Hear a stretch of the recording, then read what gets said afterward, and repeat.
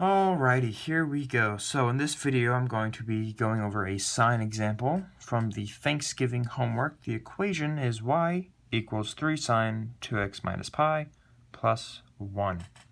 Now, I have some things written out here which we have to find in order to graph the problem.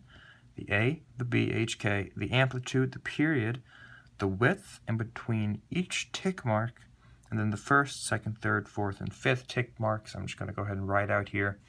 And then we'll need to graph more in order to have 2 full periods.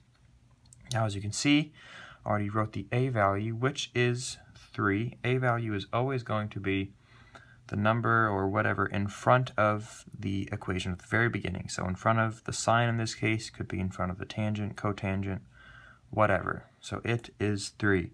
I'm going to do the amplitude now as well, because the amplitude is just equal to the absolute value of the a. So in this case, it is the 3 as well. I'm just going to write out the height, which is just double the amplitude, which is 6 in this case. So that just means that the full height of the wavelength is going to be 6. And then from the x-axis up, or x-axis below, and the negative is going to be 3 points high. 3 points. 6 total. So the b value is always going to be at the beginning in front of the x in the parentheses. In this case we have a 2. So the b value is going to stay the 2. Now the h value is something that is not, it's not just pi. It's not just right pi. We're going to have to factor out this b value. Whenever b is greater than a 1, we're going to have to factor it out. So let's just rewrite our equation. Y equals 3 sine, and then we're just going to have to factor out this 2x minus pi over 2. That's a 2 parentheses plus 1. So what I did, I just divided by 2 in order to factor that out, and then you just divide pi by 2, and then your h will just be pi over 2. I'm just going to write pi over 2 because it is a negative, which is tricky, you know. So it's actually going to be going to the right and not the left. And the k value always at the end of the equation. In this case, it's 1. 1 up. The period, which is always 2 pi over b, absolute value of b, and so 2 pi over 2, cancel out the 2's, is equal to pi. That is the period. I'm just going to circle those two. Now the width is your period divided by 4. So if our period is pi, divide that by 4, and you get your width. That's going to be your width right here in this case. Nice and simple. Pi over 4. Moving on to the first tick mark. So the first tick mark is always going to be equal to your h value, which in this case is pi over 2. Or pi over 2. Yeah, it's pi over 2. So let's just go ahead and write that out. Pi over 2 is going to be our first tick mark. Our second tick mark is going to be that previous tick mark added with it the tick mark width, or the width plus the new tick mark. So if the width is pi over 4, we have to add that. But those two, the first point and this one, do not have a common denominator. So we just need to rewrite this point in terms of pi over 4 so that it'll have the same denominator. So we're just going to write 2 pi over 4. Because if you simplify it, you still get pi over 2, but we're just writing it in terms to have the same common denominator so that we can add the two together, which will give us 3 pi over 4, which will be our second point. Then we're just going to add, 3 pi over 4 plus, again, that pi over 4, which is our width, and we're just going to get pi. 4 pi over 4 simplifies 2 pi.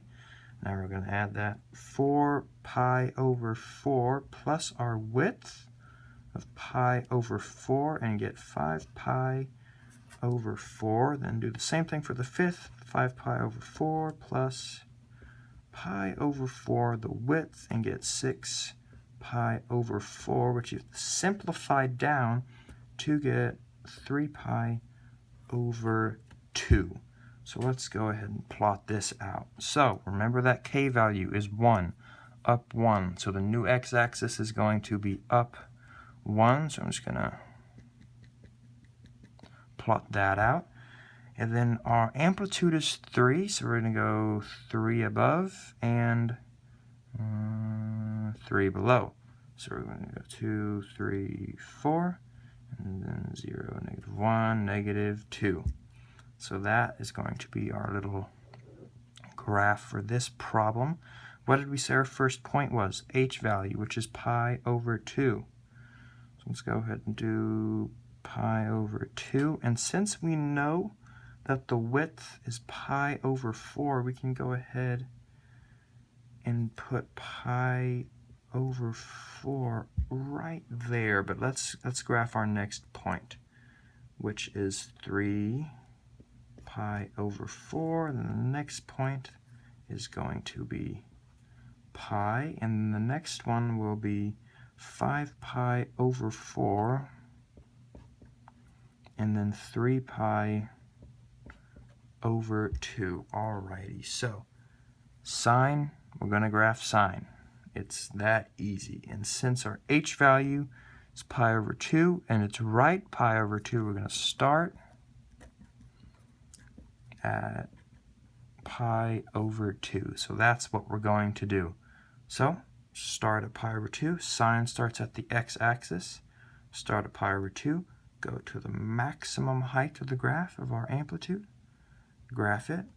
Then we're going to go back down, excuse me, to the x-axis, new x-axis, to the minimum, and then up to the x-axis. And so that is just one period, a little over one period. So we can continue to graph this. I'll draw that out for you. And now what we're going to do is continue to graph. So 3 pi over 2 is actually 6 pi over 4. So the sixth point would just be 6 pi over 4 plus pi over 4, 7 pi over 4, and then the seventh would just be 7 pi over 4 plus the width again, pi over 4. We're going to keep adding the width. And then get 8 pi over 4, which is equal to 2 pi once you do that. So 7 pi over 4, and then 2 pi to finish it out. Maximum, back to the x-axis, and there we go. We have 2 pi, and our period is pi, so we have about 2 wavelengths there. Here we can go down to the minimum right there, and then back up for 0, because our points are pi over 4 apart from each other, and sine, will decrease and then increase again back to the start at the x-axis, which is where the sine graph begins. There you go.